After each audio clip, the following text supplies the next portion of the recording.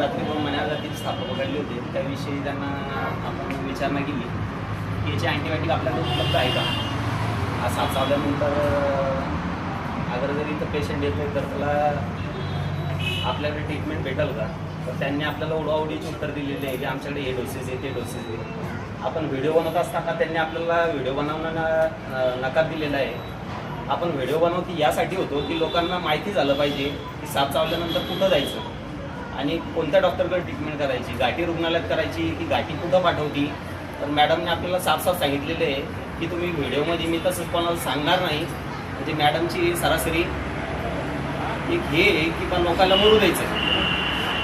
आपण आता घाटी रुग्णालयात आलो होतो, मॅडमनी स्पष्ट आपल्याला जे दादाजी मला सांगितलं ते लोकांना काहीच माहिती नाही. म्हणजे त्यांनी सांगितलं की आमच्याकडे कोणते डोसेस आहेत ते त्यांनाच माहिती आहे.